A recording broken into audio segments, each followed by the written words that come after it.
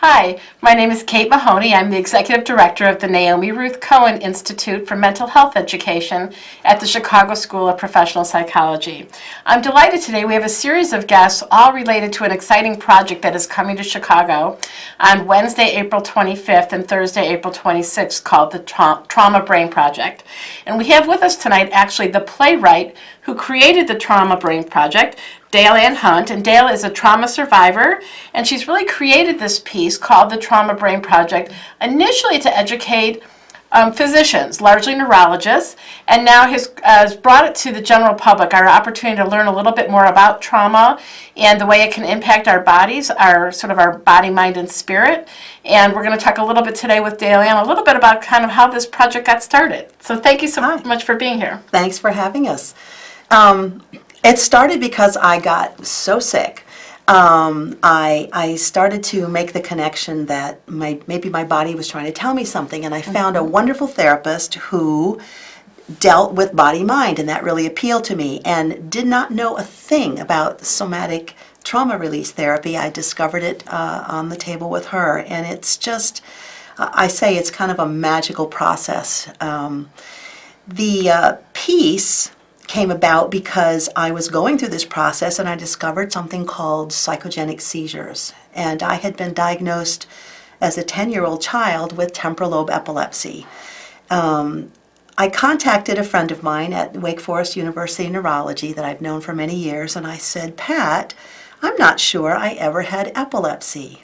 And she said to me, "You know, up to 50% of the patients coming into our clinics with seizure problems don't have neurological problems. It's trauma brain from childhood abuse, sometimes remembered, sometimes not."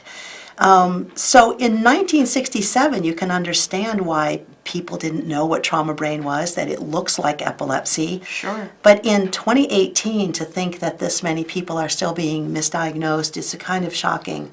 And it's more than seizures. There's all kinds of bodily symptoms that are related to PTSD from childhood abuse, which rewires the brain and the body. We know this now. Right, so people could have had a variety of kinds of trauma, Yes. and it could have significant impact in a variety of ways in terms of their health. So Yes. for you experienced seizures and some other issues. So it's interesting, as someone goes to their doctor to try and understand what's going on with them, be nice if physicians together with therapists, people were really asking some questions, right, that would Yes. help better Yes. discern what are some of the potential causes. Absolutely, absolutely. And so you created a play to well, really talk about it. That's an interesting strategy. Well, she asked me to speak to her national conference of doctors, and I, not wanting to get up and speak, it's ironic that I wrote this so I wouldn't have to talk, and here I am. But I said I would write something because I really didn't know how to talk about it, and actually to tell the story, it's not a linear story. So I discovered about 30 years of journal writing of me over the years of my life trying to figure out what was wrong with me. And I started reading them. I started taking them to my therapist, and I said, "These kind of read like monologues, don't they?" Wow, that's interesting. And because you were already a writer, yes, right? yes, I so am a that's an playwright. important piece for people Yes, to know. yes. You were a writer that had experienced this trauma. Yes, it just seemed the natural way to unfold the story, and we put it in front of an audience in New York just to see if it would work, and they had to throw us out of the theater. So many people wanted to talk after. That resonated with them. I'm sure. And so you've done a really special thing for us on our show, right, is that you've brought an actress Yes. with, in fact, a Broadway actress, Yes. who's going to do a short excerpt from your play Yes. called The Trauma Brain Project, so people can get a little bit of a flavor of that here on the show, and then decide that they might want to come and get tickets to see it. So if we can kind of take a look at that. So I'm really want to thank you, Dale, for what I think has been really innovation in terms of taking what is a really difficult subject of people understanding trauma, and particularly understanding sexual trauma, and that you've used the arts to bring it so that people can understand it from a variety of perspectives. Yes, yes. So I think that's incredibly creative and innovative, but you're doing a great service. So I want to thank you for coming, and in a moment then we're going to go ahead and bring on Jessica. So let's just go ahead and get ready for Jessica and a short performance. Thank you.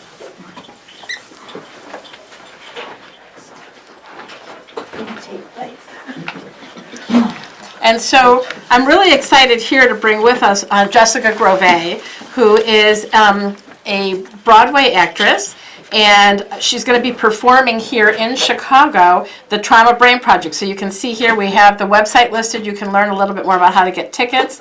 And so I'm really happy, Jessica, I really want to welcome you. Thank you. We're so lucky to have someone with your talent here to read a little bit of the script so people can get a little bit of a sense of what they might expect if they come to see the Trauma Brain Project. So we're going to put the camera on you now and just let you go ahead and do your thing. Okay.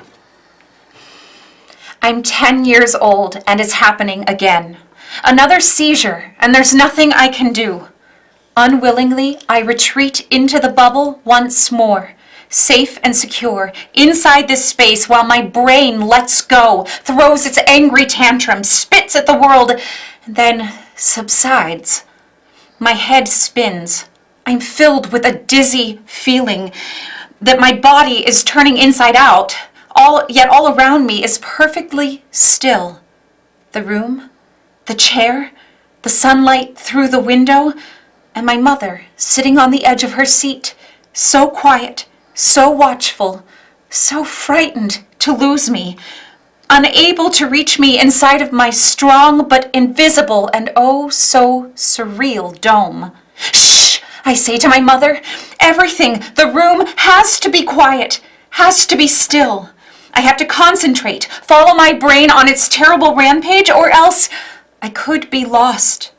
The visions, the dream I can never remember plays out in my mind as if it were real. Me, Captain Hook, a large frightening man, staring at me, turning to me, leering, and... What? I'm terrified, turning my back in my mind, just in my mind. Because here in the bubble, all must be still, must be quiet, must be small. Stay alert, for soon the spinning will stop, the dizziness fade, the bubble dissolve, and that is when the pain will begin. The searing headache, the nausea, the exhaustion, the sleep, the blessed, blessed sleep. But for now, it's not so bad in the bubble. Here in the bubble, it's not so bad. Strangely familiar, womb-like and safe. My bubble. It's not so bad. Wow, Jessica, that was really overwhelming, really beautiful, so well performed, and really gives people, I think, a sense of what people experience when they experience trauma. It's 3 actresses. I play the young version of Dale Ann, and then there's Mid, who's kind of going through all of the therapy and rediscovering what went on as a child, and then Mature, who's kind of helping to guide the whole story. Wow. And I think what some of our viewers may not realize is just really the prevalence of trauma in children and some of the amazing research that's been done now to show us the impact of trauma. Certainly sexual trauma, and sexual trauma can happen to young men and young women at very early ages, but there are other kinds of traumas as well that we see play out and have an impact on people's again, body, mind, and spirit. And so it's just incredible, I think, that people would have the opportunity to come and see this performance. They can get tickets by going, again, to the traumabrainproject.com, and it's really powerful. So I want to thank you, Jessica Grove, for being here and sharing your talent and bringing this to life for us. And next we're going to have a guest who's actually seen the performance, who's going to tell us a little bit about that.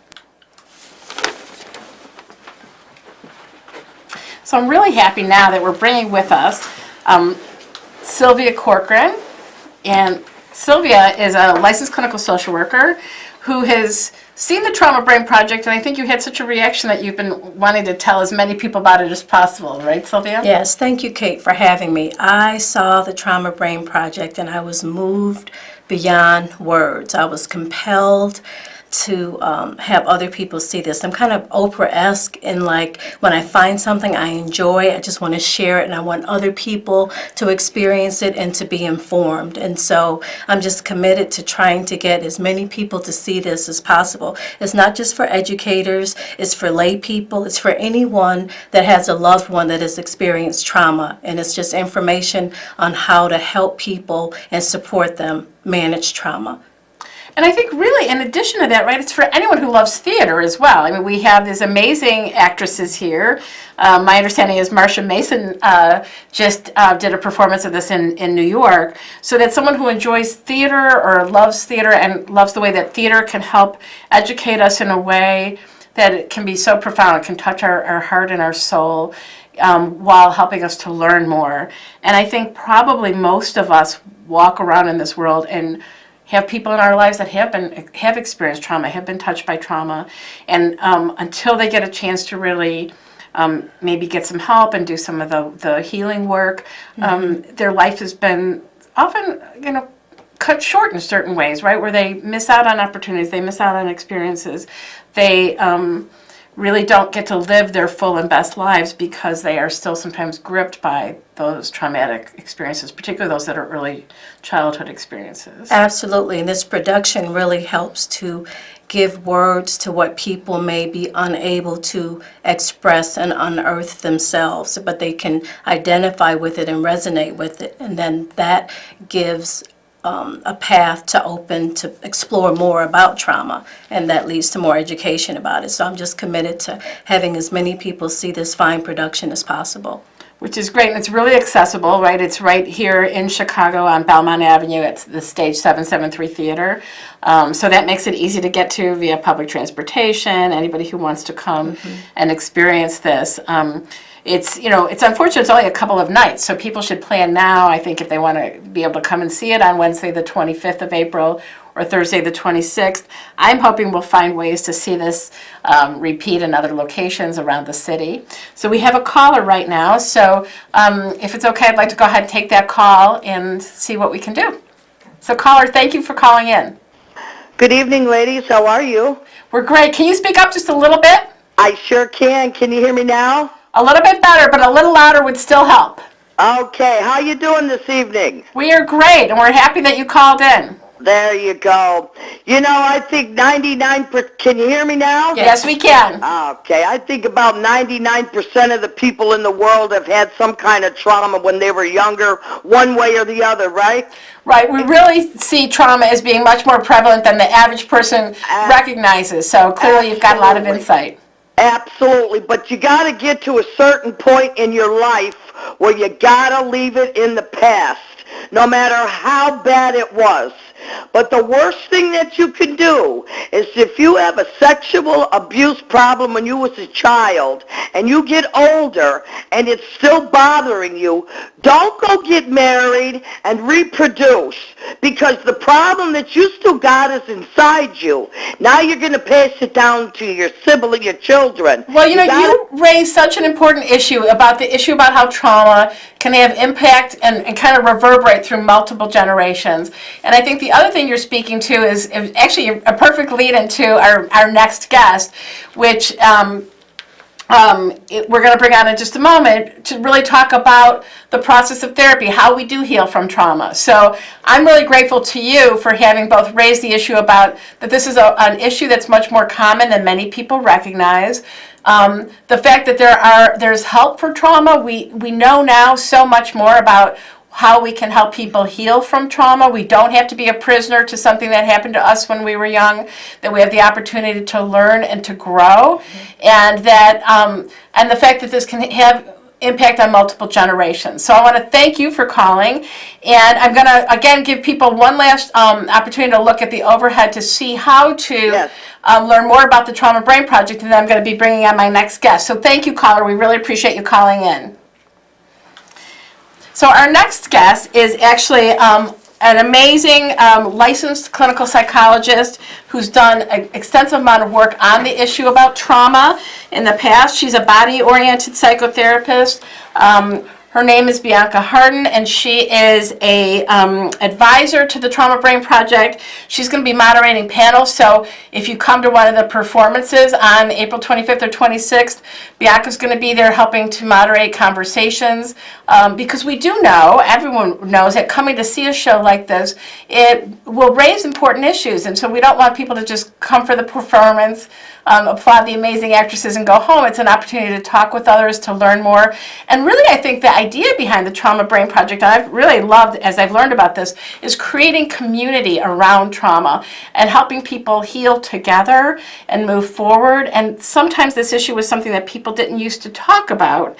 And what you're trying to do with this art piece, I think, is both bring it to light, give people the words to be able to have conversation about trauma, and I think more importantly with people like you, Bianca, who have such expertise, to help people realize that there's help and there's hope, and there are skilled clinicians who are out there who can help. So can you talk a little bit about what someone who's experienced trauma might be able to do to be able to heal? Well, the performance is really a testament to the strength of the human spirit and to the healing journey and the resilience that trauma survivors have, and that when given the right circumstances in the right place, that healing does happen. And it's so hopeful to me, and that's why I'm so touched to be a part of this amazing project. And one thing that this performance does is it sheds a light on trauma. It really takes away the conspiracy of silence that's out there telling survivors not to say anything, don't talk. It says, no, you can share your story, and there is power in the sharing, and there is support out there in the healing process. And so I think one thing trauma survivors can do is to get support. There's so many great ways to get support out there, and I think that healing happens in community, and that's part of what this movement is. It's a community of survivors. It's a community of people who love survivors coming together to really heal. And at the performances, there will be mental health professionals who are trauma-informed therapists, and so there are so many ways to get information about healing, and part of it is coming, meeting some of the healing professionals, meeting the community here that is a movement for healing. It's pretty amazing. Well, we've been seeing this going on nationally, right, where people are, you talked about a conspiracy of silence. Sadly, we know that many people, women and men who've been sexually abused, have been told by their abusers, don't tell anyone. Yeah. In fact, sometimes threatened to not, that you ought not to tell. And so now we're seeing culturally a real national movement here in the U.S. Yeah. about saying it's okay to talk about what's happened. And through this project, I think you're giving voice in a new way, Right. that in addition to all the movements that we've seen, again, allowing people to see what's happened, to see the connection of trauma to other ways it could have impacted your life, including physically. Yes. And then the hope. The hope in terms of that there are skilled therapists who know what to do. The hope in terms of really bringing together doctors and psychologists and clinical social workers and people together to be a team that can help people with all the different aspects of this. So it's really exciting, I think, to see that. And just hearing you speak, it seems like you're someone that people could come and talk to and you would understand, and support someone in both sharing their story, but coming to some solutions and being able to move forward.